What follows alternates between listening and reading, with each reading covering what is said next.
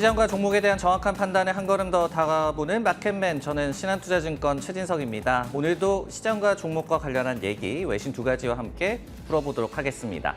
첫 번째 헤드라인부터 한번 확인해 보도록 하겠습니다. 20년 만에 최고가 될 것이냐, 늘어나는 금리 6% 전망이라는 월스트리트저널의 기사를 한번 준비를 해봤는데요. 연준이 가파른 긴축 노선을 지속을 하고 있고, 그러다 보니까 이런 정책들이 빠른 경기 하강과 그리고 인플레이션 진정을 해줄 것으로 예상이 됐었습니다. 하지만은 지난주에 고용 지표가 다시 한번 좀 강하게 나왔죠. 그러다 보니까 경제 상황이 아직까지 냉각이 되지 않았더라. 연준이 할 일이 많이 남아있더라라는 좀 이 부분을 입증한 그런 지표가 나왔고요.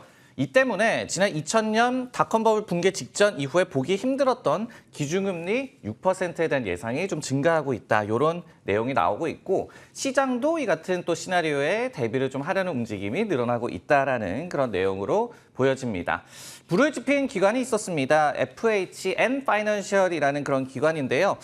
지금 보시면은 파란 선이 FHN 파이낸셜의 금리 전망이 되겠고, 빨간 선이 이제 컨센서스가 되겠습니다. 검은 선은 실제 금리가 되겠고요. 근데 컨센서스 대비해서 굉장히 높은 금리 콜을 하고 있습니다. 그러면서 이 기관에서 뭐라고 얘기를 하냐면은 4, 5개월 내에 인플레이션 문제가 진전되는 것을 기대하기는 힘들 것이다라고 얘기를 하면서 금리가 6%까지 오를 것이다라고 전망을 하고 있습니다. 물론 아직까지는 소수 의견이라고 저희가 말씀을 드릴 수가 있겠습니다. 대다수 시장 참여자들은 한 5% 정도에서 5.25% 정도까지 기준금리가 오를 것이고, 이 정도 된다라고 한다면은 인플레이션을 진정시키는데 충분할 것이다라는 인식이 있는데요. 하지만은 지금 이제 10월 CPI 지표가 현지 시각으로 목요일 날 발표가 되죠. 이 지표가 다시 한번 좀 예상치를 만약에 상회한다라면은 관련된 우려가 증가할 가능성을 저희가 좀 염두를 해봐야 될 것 같습니다.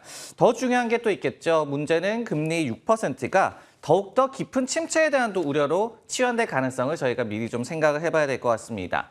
관련해서 노던 트러스트라는 이 기관에서도 금리를 6.5% 이상으로 올릴 가능성은 한 5분의 1 정도, 20% 정도라고 얘기를 하면서, 그렇게 된다고 한다면은 경제 생산량이 1년 반 동안 매분기 좀 줄어들 것이다. 침체가 장기간 이어질 수 있을 것이다라고 경고를 하고 있고요. 그리고 이제 슈왑 자산관리 같은 기관에서도 5%가 새 4%가 됐든 6%도 새로 5%가 될 수가 있다. 시장의 눈높이가 계속 높아지고 있음을 좀 시사하는 그런 분석을 전하기도 했습니다. 네, 이렇듯이 사실은 목요일 날 발표가 되는 CPI 지표가 금리 전망도 그렇고요. 증시 방향성을 결정하는데 결정적으로 좀 작용할 것 같습니다. 이와 관련해서 시장의 전망 어떻게 좀 예상이 되는지 판단을 내려보도록 하겠습니다. 쏘쏘라고 좀 표현을 해봤는데요. 양방향 모두 다 저희가 큰 폭의 좀 등락을 미리 좀 대비를 해야 한다. 이런 좀 말씀을 드리고 싶습니다. 관련해서 JP모건에서 이번 CPI 지표와 맞물려서 시장의 변동성이 굉장히 커질 것이다라고 얘기를 하고 있습니다. 그러면서 몇 가지 이제 시나리오를 제시를 하고 있었는데요. 일단은 JP모건에서도 10월 CPI 증가율이 시장 전망과 같은 7.9%를 지금 예상을 하고 있습니다. 그러면서 지표가 이렇게 나올 확률을 한 40% 정도로 보고 있는데요. 근데 예상치에 부합하는 수준이 만약에 나온다면은 S&P 500 지수가 1.5% 상승할 것으로 예상을 하고 있습니다. 하지만은 30%의 확률로 CPI가 8.1에서 8.3% 정도의 만약에 상승이 나온다라고 한다면은 S&P 500 지수가 2에서 3% 정도 급락할 수 있을 것이다라고 얘기를 했고요. 양방향으로 큰 폭의 좀 미스가 나올 시에, 그러니까 7.6% 미만의 물가 상승률이 나오거나 8.4%를 CPI 상승률이 초과할 경우에는 무려 6%의 등락 시나리오가 좀 점쳐진다라고 얘기를 하고 있습니다.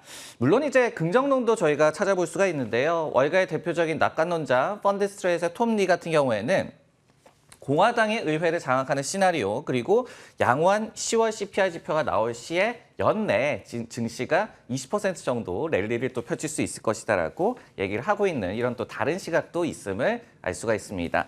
한편 저희가 인플레이션이 근본적으로 진정되는 그 국면과 관련해서 이날 좀 중요한 또 전망이 나왔는데요. 구겐하임 파트너스의 CIO죠. 스캇 마이너드 이분이 이 선거와 관련해서 결국은 권력 양분이 인플레이션에도 좋다라는 그런 분석을 제시를 했습니다.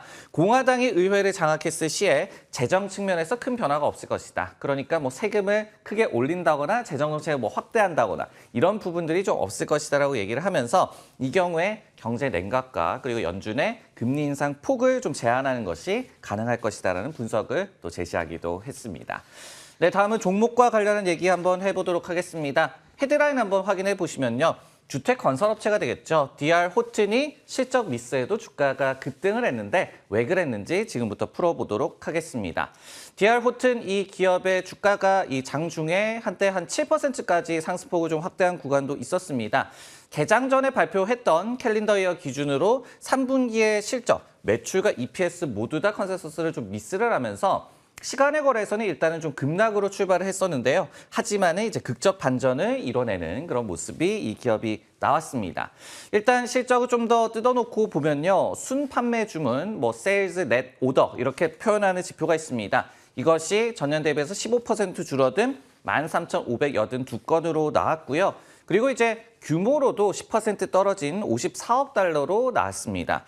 여기에 또 주택의 건설에 대한 그 주문을 취소하는 그 확률도 19%에서 32%로 또 악화되는 모습이 이번 실적 발표에서 감지가 됐습니다. 사측에서는 이렇게 좀 설명하고 있었어요. 주택 수요가 올해 대부분의 기간에서 강하게 좀 유지가 됐었다. 그러나 6월 초부터 현재까지는 모기지 금리가 굉장히 많이 급등을 하고 있고 그리고 경제 불확실성도 있기 때문에 주택 수요의 둔화 기미가 보이고 있다라고 자체적으로 또 분석을 했습니다. 다만 이제 좀 긍정적인 얘기도 했는데요. 압박이 지속되기는 하겠지만은 구매 가능한 주택 공급이 여전히 좀 빠듯한 상황이고 여기에 인구 구조상 주택 수요는 또 견고하게 유지될 수 있을 것이다라고 설명을 하고 있었습니다. 네, 이렇게 좀 실적 지표는 좋지가 않은데요. 그럼에도 불구하고 주가가 급등한 것 저희가 어떻게 좀 해석을 해봐야 될까? 판단은 쏘쏘로 저희가 역시 좀 내려봤습니다. 주가 급등의 이유는 있었습니다. 하지만은 저희가 업황 전반이 이 둔화되는 것을 현재 진행형이기 때문에 이 부분은 간과할 수 없겠다. 이렇게 좀 표현을 둘 수가 있겠는데요. 일단은 실적 미스에도 불구하고 주가가 급등한 이유 지금부터 살펴보도록 하겠습니다. 이 순주문 지표 그리고 수주 잔고 지표가 예상치 대비해서는 그래도 양호했다라는 그런 해석이 나오고 있는 것 같고요. 그리고 이제 무엇보다도 4분기에 가이던스를 발표를 했는데 이 부분이 예상치에 그래도 부합하는 수준이었다라는 해석이 많이 나온 점이 안도랠리의 이유로 좀 해석이 되고 있습니다. 사측에서 4분기에도 순주문이 YOY 기준으로는 25에서 35% 정도 감소할 것으로 예상을 했는데요. 하지만 이를 두고 시티그룹에서는 순주문의 어떤 평균 판매 가격, ASP의 QOQ, 그러니까 전 분기 대비한 감소폭은 제한적이다라고 해석을 했습니다. 그러면서 주택 수요가 둔화하고 있는 가운데서 이 기업만은 가격과 또 페이스 조절을 성공적으로 하고 있다는 의미다라고 분석을 했습니다. 그리고 이제 바클레이즈에서도 업계 경쟁사 대비해서 순주문 감소세를 그래도 상대적으로는 잘 방어하고 있다라고 얘기를 하면서 이런 부분들이 결국은 주가 급등을 견인한 그런 요인으로 분석이 되고 있습니다. 하지만은 주택 업황 악화는 앞서도 말씀을 드렸듯이 현재 진행형입니다. 그렇기 때문에 이 기업도 언제까지나 피해갈 수는 없을 것이다. 이렇게 또 전망을 해볼 수가 있을 것 같은데요. 실제로 이날 모기지 은행협회에서 이제 지표를 발표를 했습니다. 모기지 신청 건수가 97년도 이후에 최소를 기록을 했다라고 하고요. 당연히 이제 지난주에 또 30년 고정 모기지 대출 금리가 7.14%로 2001년 이후에 최고를 기록을 하고 있습니다. 그러다 보니까 주택 수요가 굉장히 많이 둔화를 하고 있는 모습이에요.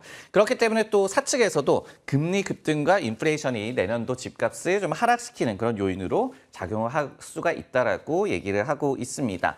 이렇듯이 제한적인 공급 속에서 집값을 그래도 잘 방어를 해왔지만은 8월에 또 둔화를 했다. 그리고 대다수는 올해 남은 기간 동안에도 주택가격의 성장세가 급둔화할 수 있다고 또 경고를 하고 있기 때문에 이 기업이 일단 안도를 하기는 했지만은 섹터 전반의 또 분위기를 앞으로도 잘 살펴야 할 것으로 보입니다. 네, 시장과 종목에 대한 정확한 판단을 한 걸음 더 다가보는 마켓맨, 저는 다음 주에 다시 돌아오도록 하겠습니다.